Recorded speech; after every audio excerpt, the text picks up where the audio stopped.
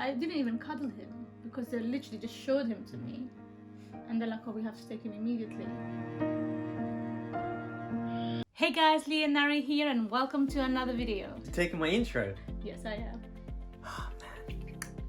Today, Today we will be discussing the third part of my pregnancy ordeal. Yay! Yay. Cool.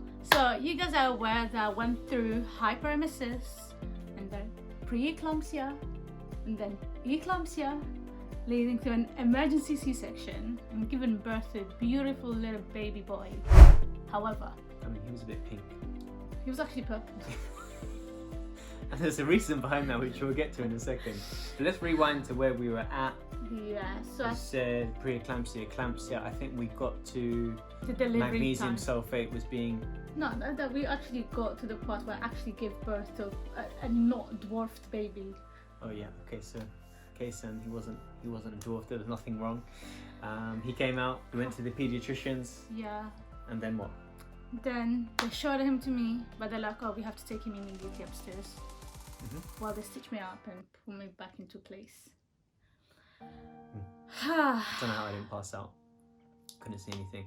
So, But yeah. they had to take him immediately because his oxygen level was very low when he was born, and they were maintaining it by giving him oxygen through a face mask. You know, but they say that it should stabilize itself within a few minutes or 10 minutes or whatever, and it wasn't. So I think if I call correctly, his oxygen level was around 42, 43%, and they wanted it in the high 80s, possibly 90s. I think there was a lot going on, obviously. So like, okay, cool, like nothing to panic about. It's simply because he's not quite 34 weeks. His lungs haven't fully developed. That's why we gave the steroids 24 hours beforehand to try and make them stronger.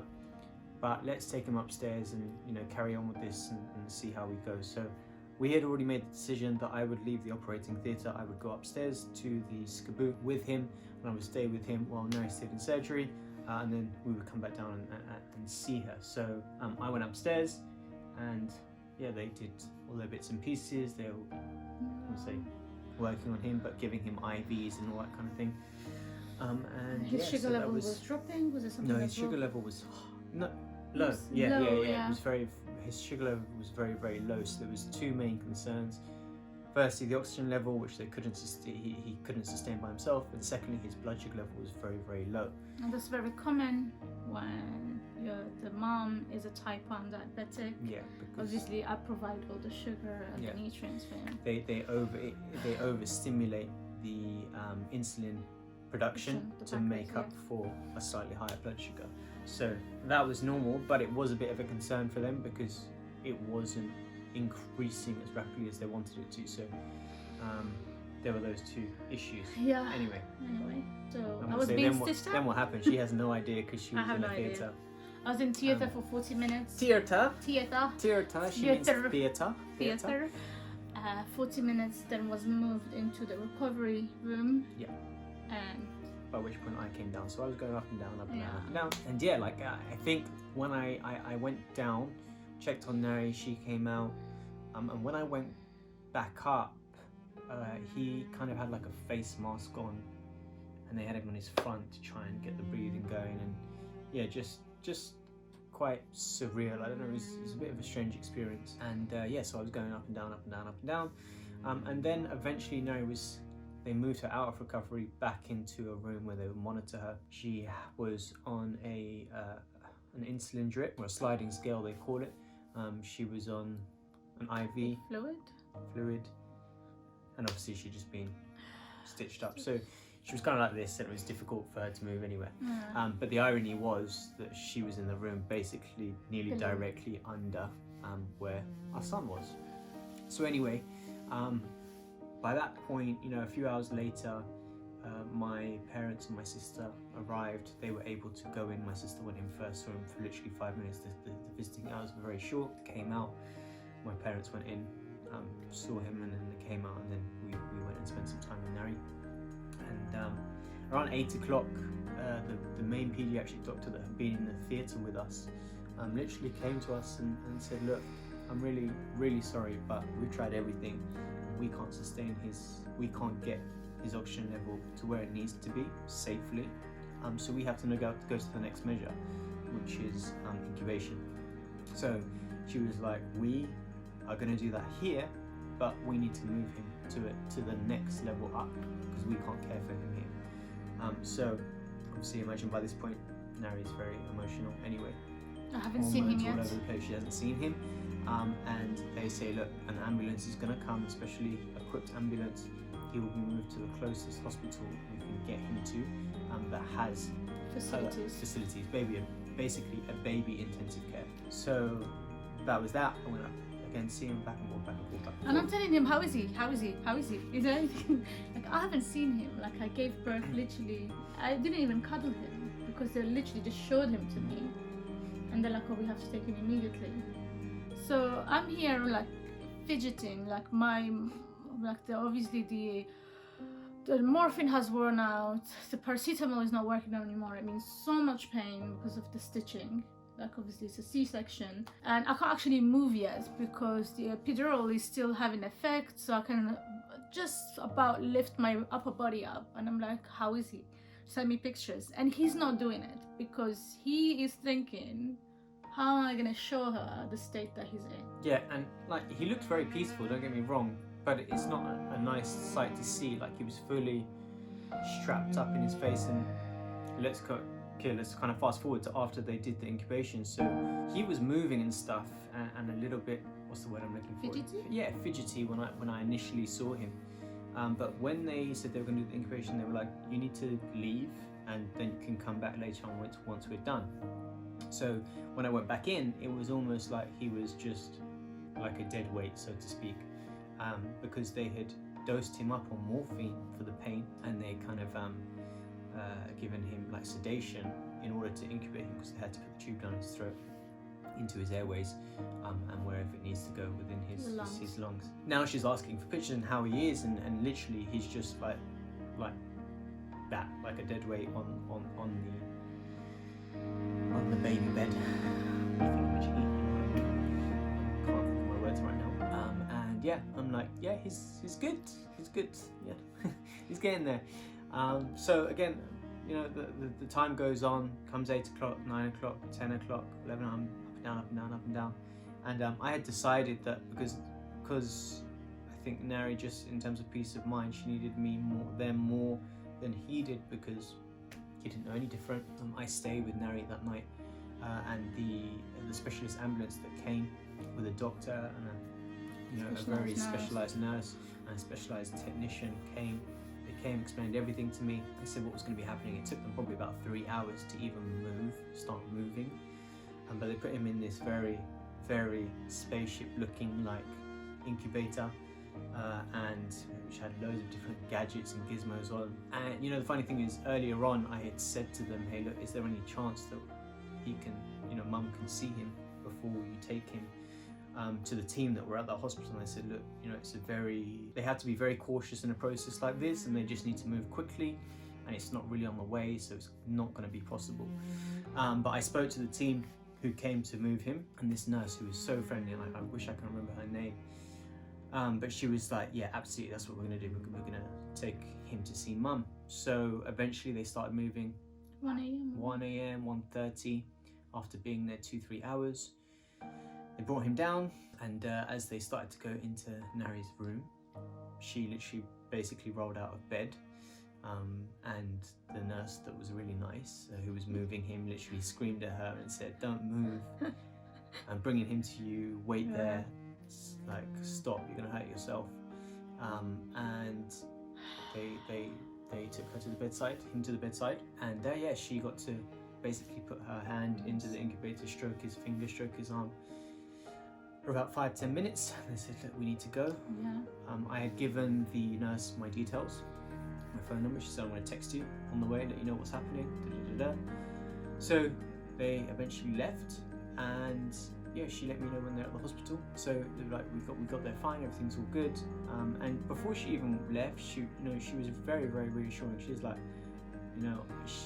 she had said my brother had a child that was born with poo in his lungs. So this is really nothing, and he's gonna be like fine. He just needs the right treatment and whatnot. So yeah, I slept in a chair as I was sleeping for most of Nari's stays in hospital, apart from in Germany. Big up Germany, they gave me a bed. And yeah, so the next morning I went early morning, and actually my mum came with me to the other hospital, which was Queen Mary's. Queen Mary's, right? Queen Mary's? Queen Charlotte's? Queen Mary's? St. Mary's. St. Mary's. Someone say. In Paddington, and the first thing I went in, took my mum with me as well, and you know, very lovely. And they're like, "Oh, you're Daddy Pendleton," or Daddy Musa, because he didn't have my surname at that point. And they were like, "Oh, who's this?" I was like, "Oh, this is Grandma." Like, I'm really sorry she can't come in.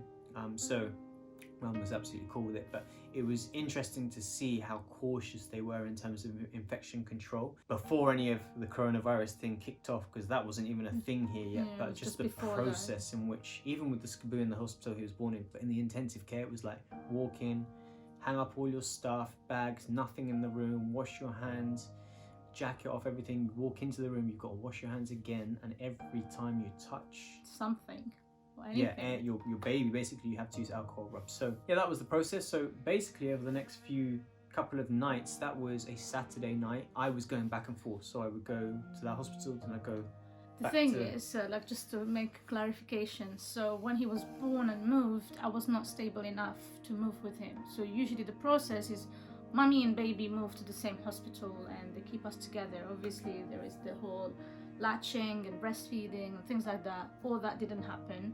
All I had is midwife coming to me, "You need to start expressing." You need to start expressing. Like, what does she mean? And so by that time my blood pressure is still high because the preeclampsia is still running, or should I say the eclampsia is still there.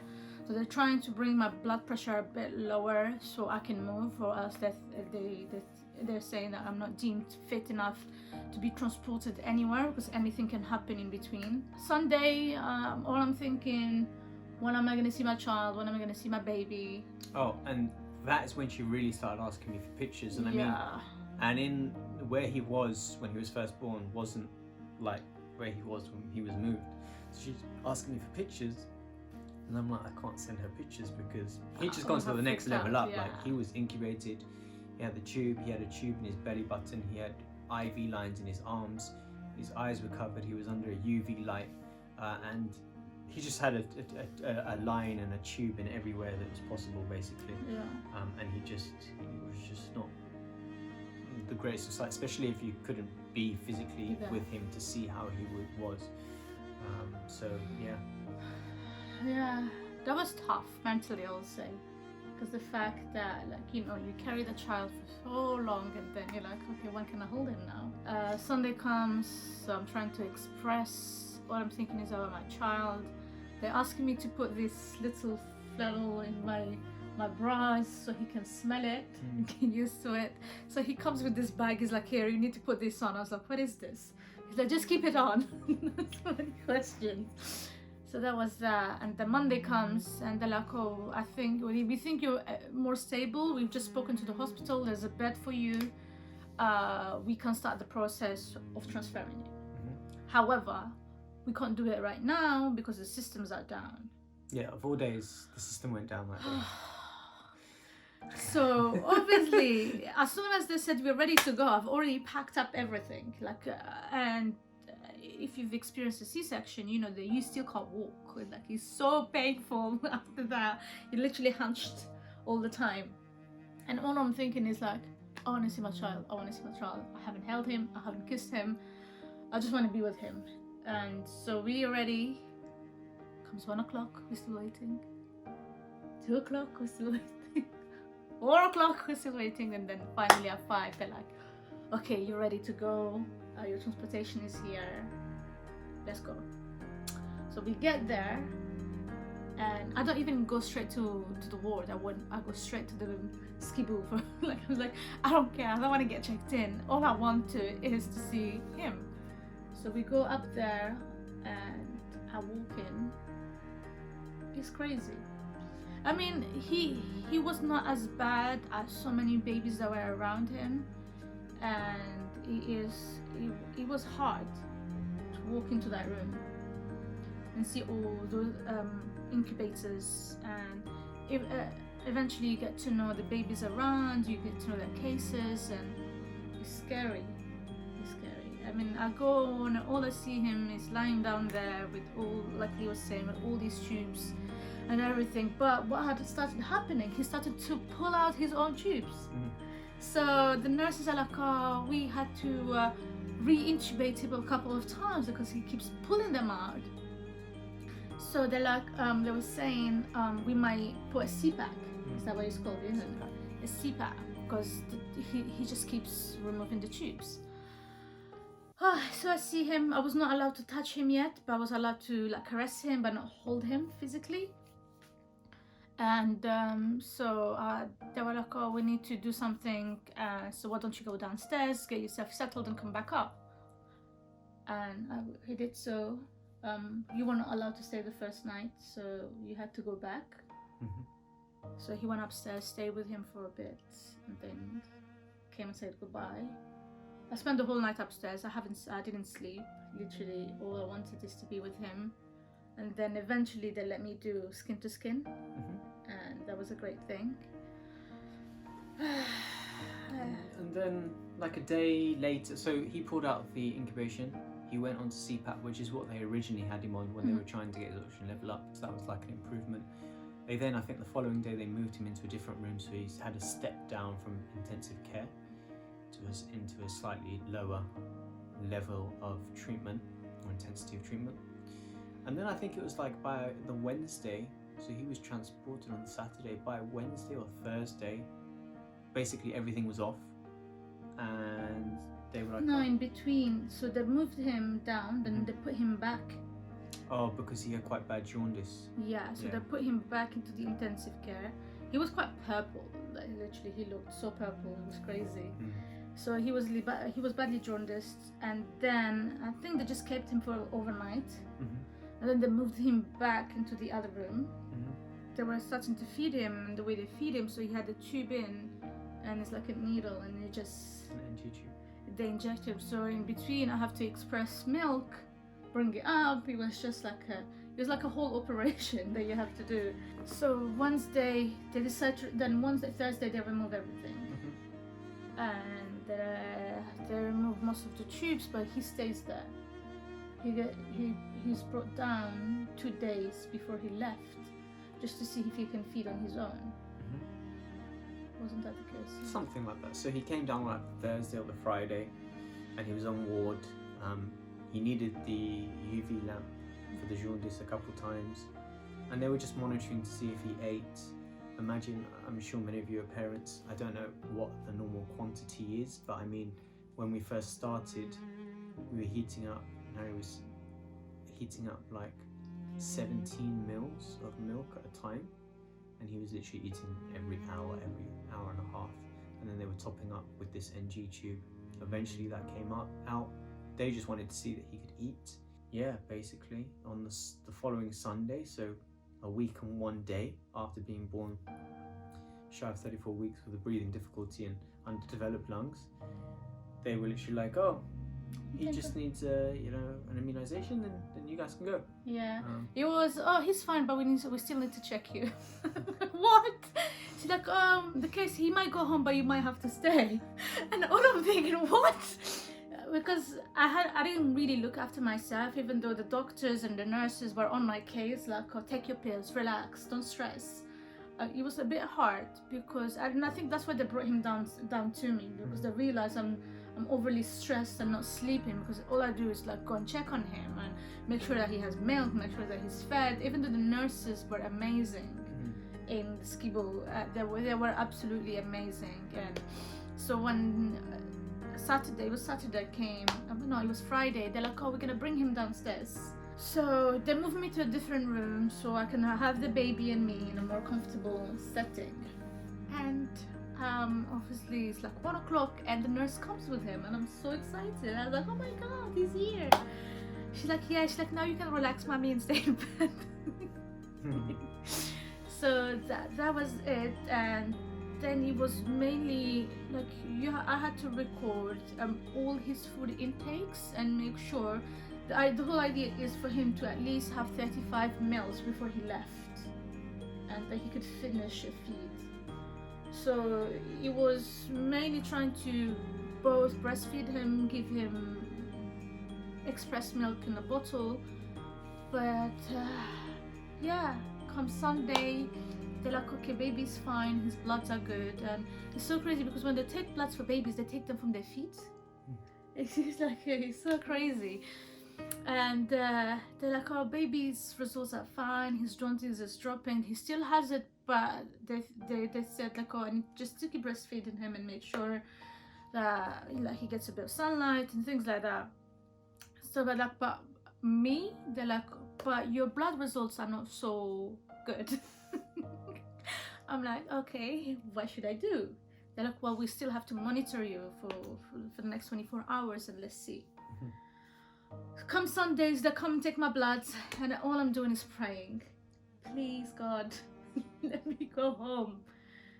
And they're like, well, there's a huge improvement. Your blood results are better. The markers are down. Both of you can go. And I called you straight away. It's like, bring the car seat, bring this, bring that. And yeah, so he comes. He's this tiny. We put him in the car seat, and he's completely engulfed by it. And yeah, God. So yeah, I would say we spent a week of hell in that time, you know. And I know we're not the only ones. A lot of parents go through these sorts of things.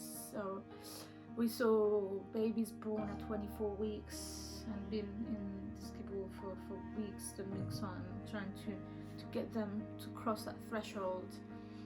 And yeah, it is hard. It is a hard time, and I think it's more hard psychologically rather than anything. And then you go home and you're faced with 2 hours sleep. Every 2 hours you have to wake up and feed. So, but I wouldn't change it for anything. I wouldn't change it for anything. And now he's going to be 1.